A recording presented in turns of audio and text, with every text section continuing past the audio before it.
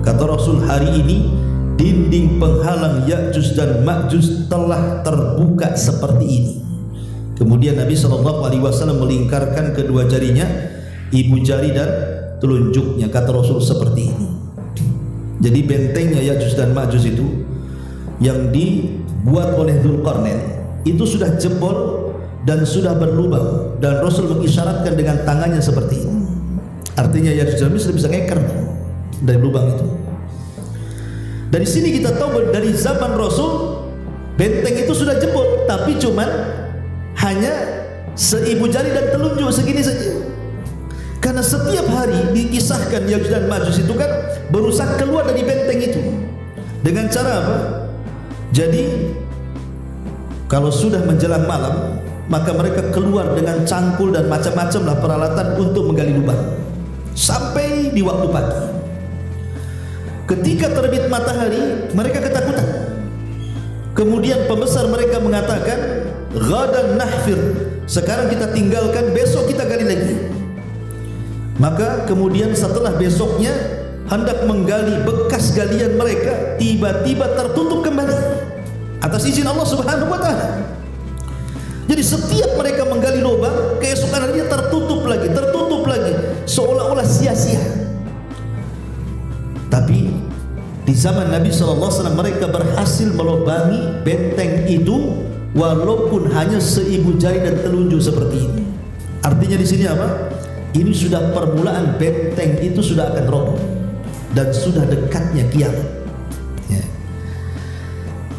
Tetapi kemudian nanti di akhir zaman, ketika Allah Subhanahu wa taala izinkan Ya'juj dan Ma'juj itu keluar, maka pimpinan mereka diilhamkan untuk mengucapkan insya Allah. Subhanallah, kalimat insya Allah ini luar biasa ya, Pak. Jadi pemimpin Ya'juj dan Ma'juj mengatakan ketika sudah digali, kemudian terbit matahari, mereka istirahat. Apa kata pemimpinnya? Nahfiru ghadan insya Allah. Dalam hadis yang saya disebutkan, besok kita akan gali kembali insya Allah. Jadi diilhamkan mengucapkan kalimat insya Allah. Subhanallah.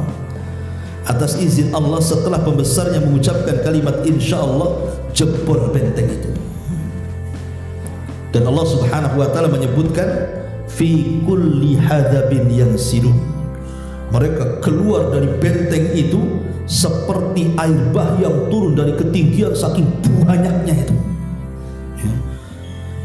Ma'asyiral muslimin yang dimuliakan Allah Azza wa Jalla. Lalu siapa Ya'juj dan Ma'juj ini? Imam Ibnu Katsir menyebutkan dalam kitabnya Bidayah wa Nihayah. Ada yang mengatakan bahwa Ya'juj dan Ma'juj itu manusia sama dengan kita, cuman dia satu bapak dengan kita, lain ibu. Artinya apa? Kata beliau, Ibnu Katsir menukilkan pendapat ini. Dan pendapat ini diambil dari pendapat Abu Zakaria An-Nawawi, tapi beliau juga melemahkannya. Jadi Adam ini satu hari dia ihtalam. Ihtalam itu mimpi basah, ya, mimpi melakukan hubungan dalam mimpinya sampai mengeluarkan sperma. Tiba-tiba kemudian sperma Adam ini jatuh ke bumi. Lah sperma yang jatuh ke bumi ini tiba-tiba kemudian menjadi membuahi. Jadilah Ya'juj dan Ma'juj. Jadi Ya'juj dan Ma'juj itu satu bapak dengan kita Adam, tapi beda ibu. Kalau kita kan ibunya Hawa, kalau Ya'juj dan Ma'juj itu ibunya tanah. Itu maksudnya. Jadi ibunya itu tanah itu. Tapi sekali lagi ini pendapat tidak berdasar. Dilemahkan banyak ulama karena tidak ada dalilnya. Ini diambil dari kisah Israiliyat, ya. Tapi pendapat yang kuat bahwa Ya'juj dan Ma'juj itu sama dengan kita. Sebagaimana Imam Ibnu Katsir juga kemudian menjelaskan dalam kitab yang sama Bidayah wa Nihayah itu, bahwa Ya'juj dan Ma'juj sama dengan kita, satu bapa dan satu ibu. Dia turunan Adam dan turunan Hawa. Ikhwan,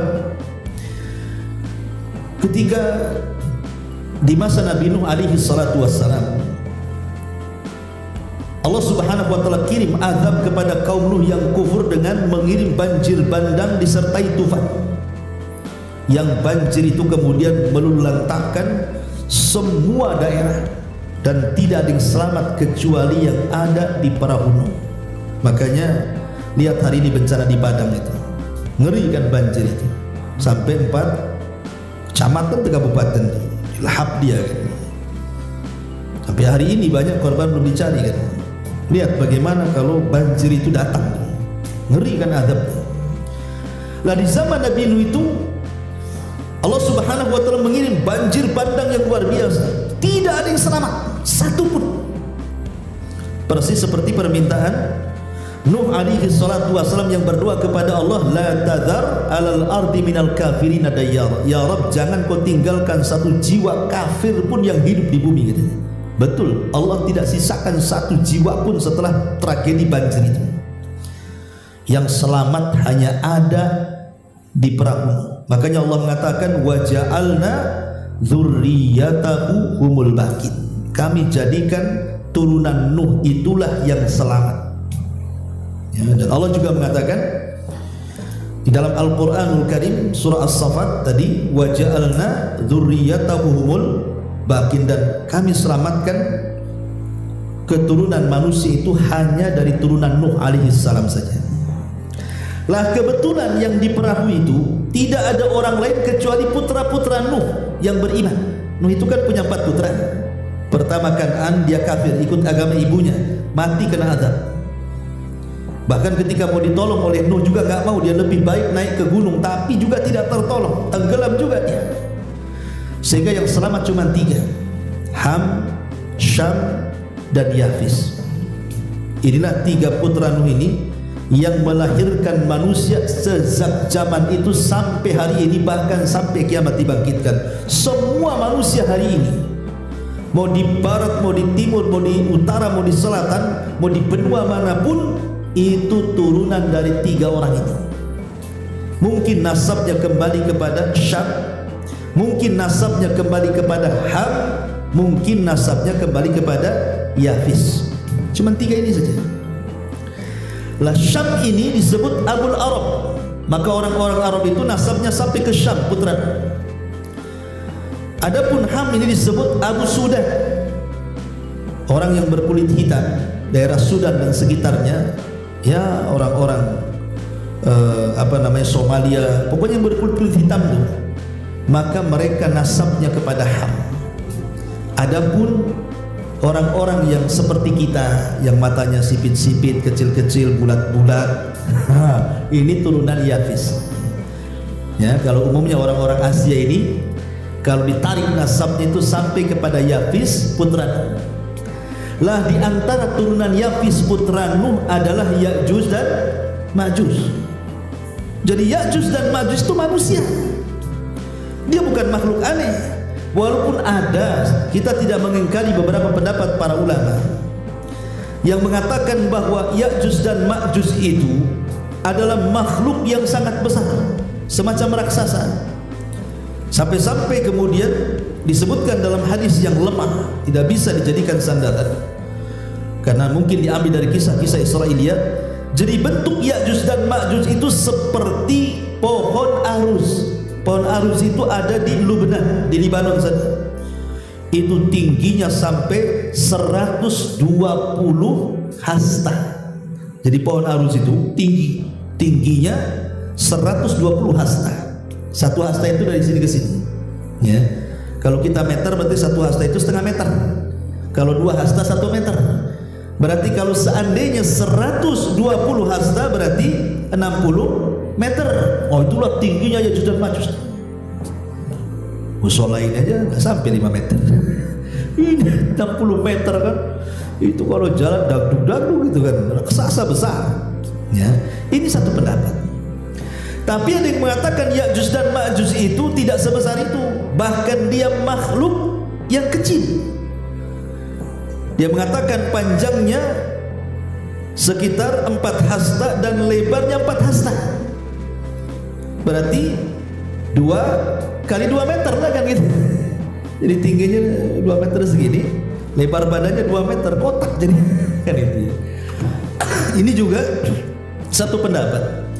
Tapi ada juga pendapat yang lain bahwa paling tinggi Ya'juj dan Ma'juj itu hanya 1 shibran. Shibran itu 1 jengkal. Jadi tinggi badannya 1 jengkal saja, kecil, ya marmut gitu, 1 jengkal kayak kelinci gitu. Ya mungkin semacam cebol lah gitu ya. Ini orang-orang kerdil.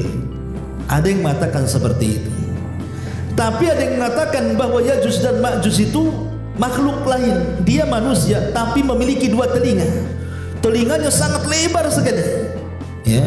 Jadi telinga yang pertama ini untuk menyelimuti dia saat tidur di malam hari. Telinga yang satunya untuk menyerang musuh. Tapi 4 pendapat ini dibantah oleh para ulama. Ini semua pendapat ini diambil dari kisah-kisah Israiliyat dan ini semua batin. Berarti Ya'juj dan Ma'juj itu sama seperti kita. Dia turunan Adam, turunan Hawa, dia manusia seperti kita. Cuman ya memang karena dia hidup di zaman Nabi Ibrahim kan otomatis kan badannya besar-besar kan gitu ya. Karena di zaman Nabi Ibrahim masih mendekati zaman Adam. Dan Adam itu kan memiliki tinggi badan yang sangat besar. Sampai-sampai kata Nabi SAW, Adam itu punya tinggi 60 hasta. 60 hasta itu sekitar 30 meteran. Ya. Tetapi setelah Adam kan manusia mulai mengecil sampai kepada kita kan. Ya. Dan umurnya juga mulai pendek sampai kepada kita. Artinya fisik Ya'juj dan Ma'juj kalau hidup di masa itu berarti masih besar badannya. Tapi karena dia manusia, boleh jadi turunannya sampai sekarang pun ya makin kecil seperti kita. Selama dia disebut manusia, maka semakin ke sini badannya akan semakin mengecil dan usianya juga semakin pendek kan gitu. Kalau dia masih manusia. Karena ada yang mengatakan bahwa Ya'juj dan Ma'juj itu tidak akan mati sampai melahirkan 1000 keturunan. Tapi hadis ini lemahkan para ulama.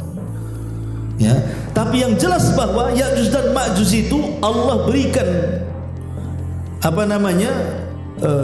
kemampuan mereka memiliki bangsa yang sangat banyak sekali. Jadi jumlah mereka itu tidak ada yang tahu kecuali Allah Subhanahu wa taala. Kalau kita manusia itu kan ada sensusnya sekitar 7 atau 8 miliar kan begitu ya. Tapi Ya'juj dan Ma'juj ini tidak bisa berapa jumlahnya. Makanya disebutkan dalam hadis yang sahih ketika Adam alaihi salatu wassalam berdialog dengan Allah Subhanahu wa taala. Apa dialognya? Allah mengatakan kepada Adam alaihi salatu wassalam nanti kepada hari kiamat, ya Adam. Maka Adam pun mengatakan labbaika wa sa'daika wal khairu biyadaika ya Rabb. Aku penuhi panggilanmu dengan senang hati karena seluruh kebaikan ada di tanganmu ya Rabb. Ada apa wahai Rabb? Maka Allah Subhanahu wa taala mengatakan kepada Adam, ya Adam, akhrij bi'san nar. Wahai Adam, keluarkan dari keturunanmu orang-orang yang akan dimasukkan ke dalam neraka. Adam kaget, kok bisa dari keturunannya dimasukkan ke neraka? Maka kemudian para sahabat pun kemudian heran dan bertanya kepada Nabi SAW, ya Rasulullah, ayyuna dzalika al-wahid. Ketika kemudian Adam dikatakan bahwa keluarkan dari turunanmu yang akan masuk neraka, kemudian Adam mengatakan siapa mereka? Maka Allah mengatakan setiap 1000 dari keturunanmu yang 1 masuk surga, yang 999 masukkan ke neraka. Kan sahabat kan bingung jadinya kan, makanya bertanya, ya Rasulullah, ayyuna dzalikal wahid. Wahai Rasul, yang 1 itu di antara kami siapa katanya? Maka Nabi SAW mengatakan, abshiru fa inna minkum wahidan wa min Ya'juj wa Ma'juj alfan. Kemudian Rasul mengatakan, berbahagialah kalian, yang 1 itu dari kalian, yang 1000 itu dari Ya'juj dan Ma'juj. Artinya yang 1 diambil dari 1000, berarti jumlah Ya'juj dan Ma'juj itu 999 berbanding 1. Jadi satu dari kita, 999 dari mereka. Kalau 10 dari kita, ya kalikan saja 999 kali 10, berarti jumlah mereka itu jauh lebih banyak dibandingkan jumlah kita maksudnya. Makanya Rasul sampai mengatakan, kalian sangka jihad sudah terputus? Tidak, kata Rasul. Jihad itu tetap ada sampai kalian mendapatkan sebuah kaum yang tidak bisa kalian perangi dan tidak bisa kalian bunuh. Apa maksudnya? Ya'juj dan Ma'juj. Bagaimana cara merangi? Jumlahnya sekian banyak, 1 lawan 999 pula. Cemana kan menang coba? Antum dikeroyok 30 orang aja babak belur. Dikeroyok 999 sebentar aja mati kan gitu ya. Makanya kata Rasul, kaum yang tidak bisa diperangi. Jangan kita orang biasa. Nabi Musa alaihi salatu wassalam sampai difirmankan oleh Allah Subhanahu wa taala, disebutkan dalam hadis itu. Apa kata hadis yang sahih yang dikeluarkan oleh Nawas ibn Sam'an radhiyallahu anhu? Idza hauhallahu ila Isa, ketika Allah mewahyukan kepada Isa bin Maryam di akhir zaman, inni qad akhrajtu ibadan li la yadani li ahadin bi qitalihim. Sesungguhnya aku telah mengeluarkan hamba-hambaku, tidak ada seorang pun dari mereka yang sanggup mengalahkannya. Maksudnya Ya'juj dan Ma'juj. Faharriz ibadi ila Tur, selamatkan hamba-hambaku wahai Isa sembunyi di bukit Tur. Coba bayangkan, Isa saja yang bisa membunuh Dajjal tidak sanggup memerangi Ya'juj dan Ma'juj. Disuruh sembunyi di bukit Tur. Kenapa ke arah bukit? Karena Ya'juj dan Ma'juj mereka trauma untuk naik ke atas bukit. Trauma dengan apa? Dengan penjara yang pernah dibuat oleh Dzulqarnain. Mereka tidak akan naik. Makanya disuruh sembunyi di ketinggian. Lah Ya'juj dan Ma'juj berusaha kemudian mengepung mereka, tapi mereka tidak naik. Mereka trauma untuk naik gunung. Makanya Isa bin Maryam pun dengan kaum muslimin yang tersisa sembunyi di atas bukit Tur sampai mereka kelaparan. Sampai-sampai dikisahkan dalam hadis yang sahih, kepala kerbau itu lebih berharga dibandingkan dirham dan dinar, saking kelaparannya. Ya. Ma'asyiral muslimin yang dimuliakan Allah Subhanahu wa taala. Lah Ya'juj dan Ma'juj itu dikenal sebagai umat yang sangat sombong, ikhwan. Sangat bengis, sangat jahat. Dan dia umat perusak. Sampai-sampai dikisahkan oleh banyak para ulama ketika beristinbat dengan ayat dan hadis-hadis yang sahih. Jadi kerusakan Ya'juj dan Ma'juj itu apabila dikeluarkan oleh Allah Subhanahu wa taala, dia akan merusak segalanya, merusak alam, akan menghancurkan apapun yang ada di depannya. Sampai kelompok yang pertama, jadi ketika benteng Ya'juj dan Ma'juj itu jebol, maka yang pertama kali mereka keluar, mereka melewati Danau Tiberias. Danau Tiberias, Buhaira, ya. Ma'ruf danau itu kan sekarang kan berbentuk sungai, banyak airnya, ya. Banyak airnya Danau Tiberias itu. Lah ketika Ya'juj dan Ma'juj sampai di danau itu, maka mereka minum semuanya sampai kering. Bayangkan, danau sebesar itu sampai kering, sehingga yang terakhir datang sudah nggak dapat lagi minum di situ. Pokoknya kalau ada bangunan dihancurkannya, kalau ada pohon-pohonan dimakannya, dihancurkannya, kalau ada manusia dibantai, bahkan sebagian para ulama mengatakan bangkai manusia yang dibunuh Ya'juj dan Ma'juj dimakannya. Jadi dia manusia kanibal. Naudzubillah. Jadi siapapun yang di luar rasnya akan dihancurkannya. Dan ingat, Ya'juj dan Ma'juj itu kemana-mana karena jumlahnya banyak. Dia menguasai bumi, ya. Sampai-sampai kemudian saking banyaknya mereka dan kehancuran yang luar biasa yang ditimbulkannya, ketika merasa bahwa makhluk bumi dari kalangan manusia sudah dibantainya, mulai mereka congkak dan sombong. Kemudian mereka menatap langit dan mengatakan, qatalna man fil ardi sanaqtuluhu man fis sama. Kata, kami sudah membunuh orang-orang yang di bumi. Sekarang yang di langit ku bantai juga. Coba sombong. Bumi ini kecil, langit ini besar, dan makhluk yang ada di langit itu para malaikat. Satu malaikat saja tidak bisa dihadapi Ya'juj dan Ma'juj. Siapa? Malakul maut. Siapa yang bisa menghadapi malakul maut? Itulah kesombongan Ya'juj dan Ma'juj. Dia mau membantai makhluk yang ada di langit. Coba gimana caranya? Tapi Allah Subhanahu wa ta'ala adalah zat pembuat makar terbaik. Wa makaru makran wa makarna makran wallahu khairul makirin. Silakan kalian buat makar, tapi Allah pun punya makar, dan Allah sebaik-baik makar. Akhirnya Ya'juj dan Ma'juj mengarahkan tombak panah mereka, batu-batu mereka dilempar ke langit. Subhanallah, Allah membuat makar, disedot itu panah, tombak, senjata yang mereka lempar ke langit sampai menembus awan. Kemudian dikembalikan lagi panah dan tombak-tombak mereka ke bumi. Kemudian di ujung-ujung panah dan tombaknya itu seolah-olah ada darah yang menempel di situ. Jadi seolah-olah mereka sudah membunuh orang-orang yang di langit, katanya. Lihat, tombak dan panah kami penuh berlumuran darah, berarti mereka sudah terbantai. Sombong, ya. Ma'asyiral muslimin yang dimuliakan Allah Subhanahu wa ta'ala, lah kesombongan inilah yang mengakibatkan akhirnya Ya'juj dan Ma'juj diazab oleh Allah Subhanahu wa ta'ala. Ada sebuah ayat yang mengatakan, wa ma kunna mu'adzibina hatta nab'atha rasulan. Kami tidak mungkin mengadab sebuah kaum sampai diutus rasul kepada mereka. Lah Ya'juj dan Ma'juj itu kan hidup di balik benteng, entah berantah di mana. Kita tidak tahu Rasul sampai enggak kepada mereka dari kalangan Nabi dan Rasul. Kenapa Allah azab? Padahal Allah mengatakan kami tidak mungkin mengadab sampai diutus Rasul. Maka dijawab oleh para ulama bahwa sudah sampai sebenarnya ajaran para Rasul terdahulu kepada Ya'juj dan Ma'juj. Cuma mereka tidak beriman dan ditakdirkan masuk neraka atas lisan Nabi SAW.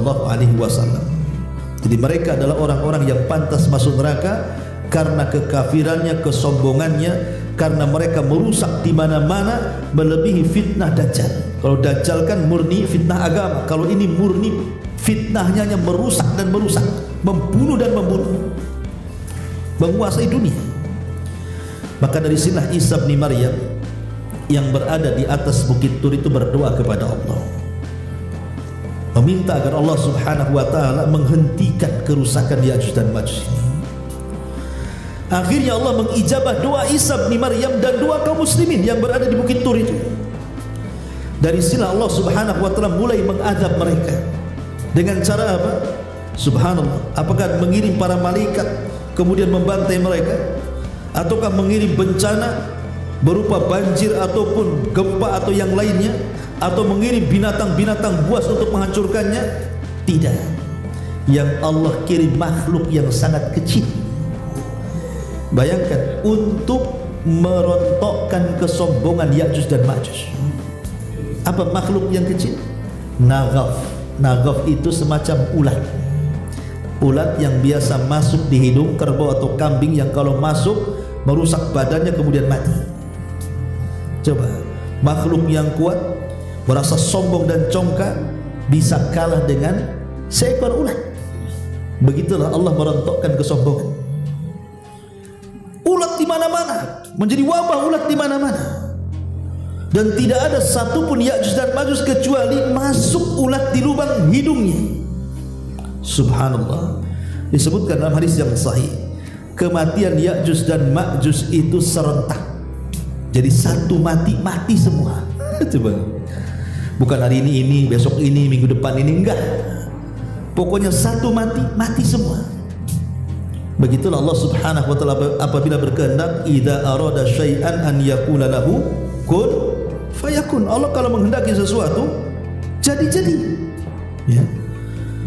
Jadi Allah Subhanahu wa ta'ala hanya mengutus ulat, bayangkan. Tidak mengutus harimau, tidak mengutus buaya, tidak mengutus binatang-binatang buas, tidak, hanya mengutus ulat. Sama ketika kalau kita berkisah tentang kisah kisah tentang Saba, negeri Saba, yang dalam Al-Quran dikisahkan Saba itu seperti surga di zamannya. Negeri Saba itu yang ada di Yaman dihancurkan oleh Allah Subhanahu wa taala dengan apa? Dengan tikus.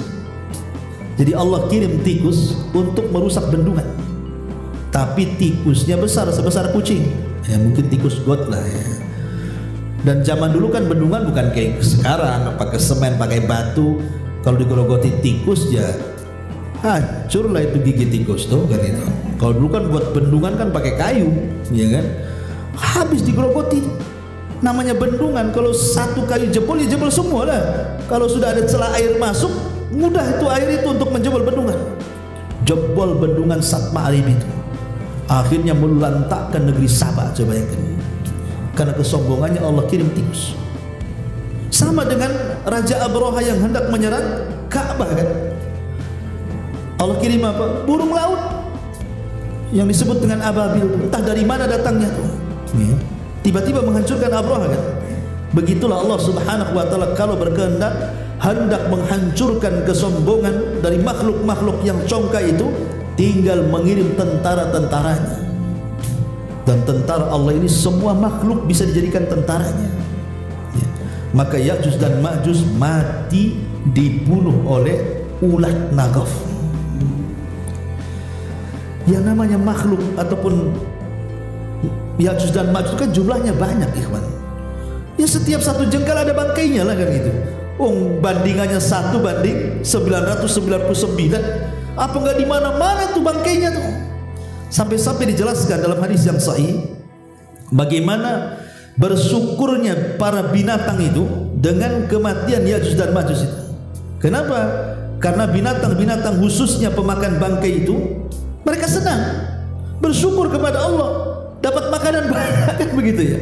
Sampai binatang-binatang ya pokoknya pemakan bangkai lah, harimau, macan, hyena atau apa atau burung, senang mereka bersyukur kepada Allah. Banyak makanan mereka sampai gemuk-gemuk. Tapi karena Isa bin Maryam khawatir ini akan menjadi wabah di mana-mana, maka dia berdoa kepada Allah supaya Allah membuang bangkainya. Maka dikirimkan dalam hadis yang sahih burung sebesar unta, kemudian mengambil jasad itu, semua jasad Ya'juj dan Ma'juj yang ada di permukaan bumi daratan itu, entah dibuang ke mana, ke lautan mana, sampai betul-betul bersih. Ya namanya yang membuang burung, ya sebersih-bersihnya membuang bangkai masih ada sisanya lah. Tidak mungkin gak ada sisanya, entah darahnya, entah kotorannya, entah apanya, kan masih ada sisanya kan. Makanya Isa berdoa kembali agar Allah membersihkan bumi dengan sebesar-besarnya, dengan sebersih-bersihnya. Diturunkanlah hujan yang sangat besar, kemudian banjir di mana-mana. Lah banjir inilah yang membawa sisa-sisa bangkainya Ya'juj dan Ma'juj sampai bumi betul-betul steril. Dari situlah Allah Subhanahu wa taala jadikan bumi itu subur dan makmur, seolah-olah seperti awal diciptakannya. Sampai-sampai dijelaskan pohon delima itu buahnya, ya, itu cangkangnya kalau dibelah 10 orang bisa masuk ke dalam cangkangnya. Sebagian besarnya buah satu buah. Jadi satu buah itu kalau dibelah 10 orang lo bisa masuk ke dalam cangkangnya. Jadi kalau buah durian ya 10 orang masuk ke cangkang nggak habis tadi kita makan dalam cangkang durian itu. Jadi disuburkan oleh Allah Azza wa Jalla, dipenuhi dengan berkah. Makanya sampai Rasul beruntunglah orang-orang yang hidup di masa Isa bin Maryam gitu. Karena Allah berkahi. Lah ketika itu kemudian Isa bin Maryam akhirnya memaksa orang-orang yang masih di luar Islam untuk masuk ke dalam Islam yang selamat. Kalau tidak maka dibunuh, dipaksa untuk masuk Islam. Karena ketika itu tidak ada jizyah lagi, tidak ada lagi upeti-upetian. Yang ada kau masuk Islam, kalau tidak kau perangi. Sampai akhirnya banyak orang-orang ahli kitab kalangan Yahudi Nasrani yang masuk ke dalam Islam karena dakwahnya Isa bin Maryam. Kemudian Isa pun sebelum matinya dia sempat melaksanakan haji. Kemudian setelah melaksanakan haji, ada yang mengatakan 7 tahun setelahnya, maka Isa pun wafat dan dipanggil oleh Allah Subhanahu wa taala. baru datanglah seorang laki-laki dari Habasyah Ethiopia namanya Dzu Suwaikataini membawa pasukan, kemudian menghancurkan Ka'bah sampai rata dengan tanah setelah kematian Isa bin Maryam. Ma'asyiral muslimin yang dimuliakan Allah Subhanahu wa taala, pertanyaannya, di mana benteng Dzulqarnain itu? Di mana? Ya. Dahulu di zaman Daulah Abbasiyah. Daulah Abbasiyah ini daulah yang berdiri setelah Daulah Bani Umayyah. Dan Daulah Bani Umayyah itu berdiri setelah hilangnya kekhilafaan Ar-Rasyidah. Kan para khulafa Ar-Rasyidin meninggal, baru terbentuk Daulah Umayyah. Runtuhnya Daulah Umayyah, naik Daulah Abbasiyah, kan begitu, sampai terakhir Daulah Utsmaniyah. Nah, di zaman Daulah Abbasiyah itu ada seorang khalifah namanya Al-Wathiq. Al-Wathiq, dia bermimpi. Dalam mimpinya dia dikagetkan bahwa benteng Ya'juj dan Ma'juj itu jebol. Itu dia bermimpi, dan itu berkali-kali mimpinya, sehingga membuat kekhawatiran sang khalifah. Dan kisah ini disebutkan oleh Ibnu Katsir dalam kitabnya Bidayah wa Nihayah, itu disebutkan kisah ini. Jadi Khalifah Al-Wathiq ini akhirnya mengutus tentara yang sangat banyak untuk melakukan pencarian di mana benteng Ya'juj dan Ma'juj itu. Dikirim pasukan banyak. Ya. Akhirnya pasukan yang dikirim oleh Daulah Abbasiyah ini atas perintah Khalifah Al-Wathiq ini, mereka pun menyebar kemana-mana. Ada yang mengatakan pencarian benteng itu sampai memakan waktu 2 tahun. Jadi selama 2 tahun ini pasukan Khalifah Abbasiyah ini, pasukan Khalifah Al-Wathiq ini mencari kemana-mana. Sampai pada waktunya mereka pun sampai kepada tujuan. Mereka pun sampai kepada tujuan di depan benteng yang pernah dibangun Dzulqarnain. Tapi masalahnya benteng itu tidak bisa dipanjat dan dijaga oleh para prajurit yang ada di dekat situ. Sehingga akhirnya ketika pasukan melihat bahwa benteng itu masih kokoh, masih berdiri tegak dan tidak hancur, tidak seperti mimpi sang khalifah, akhirnya pasukan ini kemudian pulang kembali. Tapi masalahnya Imam Ibnu Katsir ketika menyebutkan kisah ini tidak bersanad, tidak ada sanadnya, hanya disebutkan kisahnya begitu saja, dan tidak disebutkan pasukan Abbasiyah ini sampai di mana, letak benteng itu di mana. Ya, sehingga menjadi polemik para ulama kan. Ada yang mengatakan bahwa benteng itu maksudnya adalah benteng Cina, tembok Cina. Karena ketika ada beberapa yang roboh dari tembok Cina itu rupanya ada kandungan bajanya. Berarti sesuai dengan apa yang ada dalam Al-Quran. Berarti kalau yang dimaksud tembok itu tembok Cina, berarti Ya'juj dan Ma'juj itu ya orang Cina. Kan gitu. Kan gitu. Tapi pendapat ini dibantah oleh sebagian ulama. Tidak benar. Karena benteng Ya'juj dan Ma'juj itu tidak bisa dihancurkan. Terbuat dari tembaga. Kalau ini kan terbuat dari bata-batu yang disusun, kalau di rudal saja bisa hancur kalau benteng Cina. Kalau benteng Ya'juj dan Ma'juj kan tidak bisa dihancurkan kecuali Allah yang berkehendak, kan gitu. Berarti tidak benar kalau benteng itu adalah tembok Cina dan Ya'juj dan Ma'juj itu orang Cina. Apalagi banyak juga orang Cina yang muslim sekarang, kan gitu. Ya. Kemudian yang kedua, ada yang mengatakan bahwa dan yang berpendapat seperti ini adalah sebagian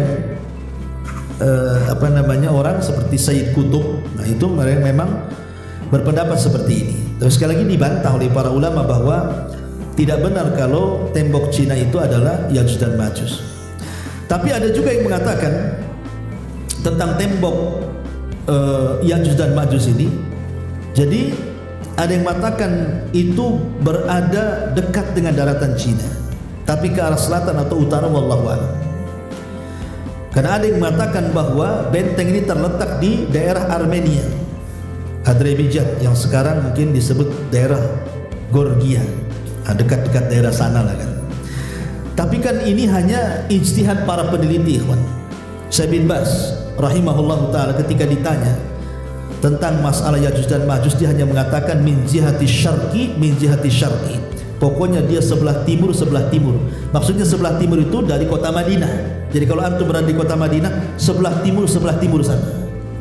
Sebelah timurnya sampai di mana? Wallahu a'lam, kan itu. Syekh bin Baz yang mengatakan seperti itu. Ya. Tapi yang jelas bahwa diketahui atau tidak tempat tembok Dzulqarnain yang memenjarakan Ya'juj dan Ma'juj itu bagi kita tidak penting. Yang penting adalah kita beriman dengan Al-Quran bahwa Ya'juj dan Ma'juj itu ada. Apakah mereka berada di atas bumi atau di bawah bumi? Wallahu a'lam. Dan benteng yang dibangun oleh Dzulqarnain juga ada. Tempatnya di mana? Wallahu a'lam. Kita yakini ada. Dan kita beriman bahwa itu di antara tanda-tanda hari kiamat, di mana di akhir zaman benteng itu akan roboh dan Ya'juj dan Ma'juj itu akan keluar sebagai tanda-tanda pertengahan alamah kiamat besar yang mendekati kehancuran alam semesta. Inilah di antara kisah Ya'juj dan Ma'juj. Saya sudah berupaya menyingkat karena sampai jam 9 saja. Ya, mudah-mudahan ada manfaatnya. Sebelum saya tutup, kalau ada yang bertanya silakan. Kita buat tanya jawab. Ya, silakan. Perang di mana-mana Ustaz. Iya. Bencana banyak. Apakah ini termasuk tanda-tanda kiamat? Iya. Perang di mana-mana, musibah di mana-mana, apakah ini tanda-tanda kiamat? Ya, ini tanda-tanda kiamat kecil. Rasul yang mengatakan. Apa kata Nabi SAW? La taqumus sa'a hatta yaqsurul harj. Tidak akan tegak hari kiamat sampai banyaknya peristiwa al-harj. Sahabat bertanya, wa mal harj ya Rasul? Apa yang dimaksud haraj wahai Rasul? Kata Nabi SAW, al-qatl, pembunuhan. Ya. Kata Nabi SAW, pembunuhan. Dan dalam hadis yang lain, sampai pembunuhan ini, la yadri al-qatil fima qatal wal maqtulu fima qutil. Yang membunuh bingung kenapa bisa membunuh, yang dibunuh makin bingung kenapa aku bisa dibunuh. Ya, bayangkan. Karena sekarang ini pembunuhan itu tidak beralasan. Dalam Islam itu kalau dibunuh karena dia membunuh sebagai kisos, atau dia murtad, atau dia sebagai had hukuman dalam Islam, seperti seorang yang sudah menikah berzina maka hukuman rajam, kan begitu. Itu ada aturan-aturan pembunuhan dalam Islam. Kalau sekarang tidak, urusan parkir bunuh, nggak bayar hutang bunuh, tersinggung bunuh. Sekarang main bunuh aja sekarang. Gara-gara parkir naruh motor di depan rumah orang, tersinggung dibunuh tuh yang punya motor. Akalnya di mana coba? Gara-gara tengkar anaknya, orang tuanya bunuh-bunuhan. Gara-gara warisan sampai anak membunuh orang tuanya, orang tua membunuh anaknya, anak membunuh saudaranya. Masya Allah, di zaman sekarang sampai kita lihat coba YouTube hari-hari, kita lihat berita pembunuhan itu aneh-aneh dan sadis-sadis. Dimutilasi, dimasukkan ke koper, ya kan? Dimasukkan ke kresek, dimasukkan ke karung, dicemplungkan ke kali. Macam-macam. Mulai dari bayi yang tidak bersalah loh ya, karena mungkin malu ini hasil zina, sampai urusan pacaran, sampai urusan harta, sampai urusan keluarga, semua dah main bunuh. Urusan waris, urusan hutang, urusan bisnis. Hari-hari saya lihat tuh pembunuhan. Dan sekarang pembunuhan itu luar biasa, sadis luar biasa ya. Dan latar belakangnya aneh-aneh, psikopat kayaknya orang-orang bunuh ini ya. Makanya wajar kalau Rasul mengatakan yang membunuh bingung kenapa dia membunuh, karena alasan kenapa kau dibunuh. Awalnya saya tidak hendak membunuh, tapi tak tahu kenapa saya bunuh, katanya. Dia sini bingung tuh. Coba kalau seandainya yang dibunuh hidup lagi, makin bingung kenapa aku bisa dibunuh, katanya, kan begitu. Nah, jadi pembunuhan ini entah karena peperangan, entah karena kecelakaan. Kita lihat di jalan raya, hari-hari ada orang mati. Di Batam saja tiap hari ada kecelakaan itu, tabrak tronton mati ya. Kemudian tabrakan motor mati, tabrakan mobil mati, ada yang beruntun, ada yang mati tabrakan mandiri, nggak tabrakan ngantuk nabrak pohon gitu ya, mati juga. Jadi banyak sekali kematian, dan itu alamat kiamat. Jadi kematian diakibatkan karena peperangan dan yang semacamnya ya. Karena dalam hadis yang lain juga kata Nabi SAW, harabun harbun wa harabun. Harbun wa harabun, akan terjadi fitnah, peperangan dan pengungsian. Kalau sudah ada perang pasti ada yang ngungsi itu. Ya, lihat di Palestina.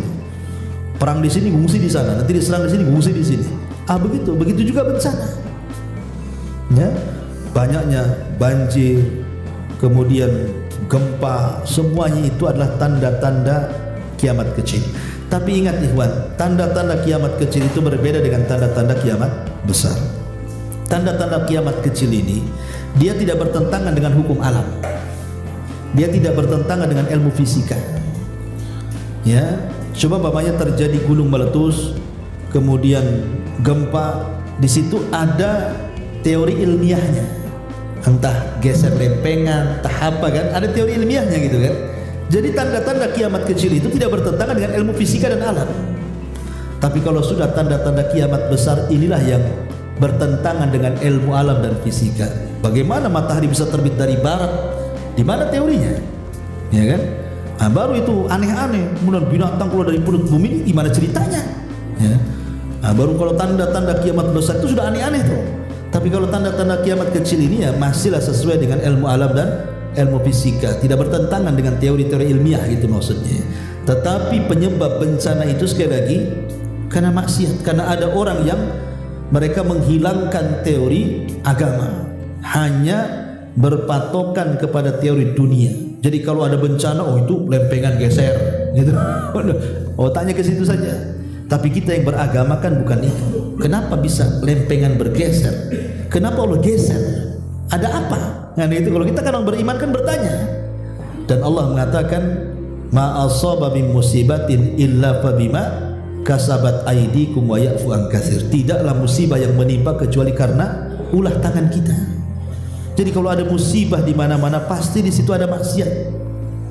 Makanya Umar sampai mengatakan ketika terjadi gempa di Madinah, apa kata Umar?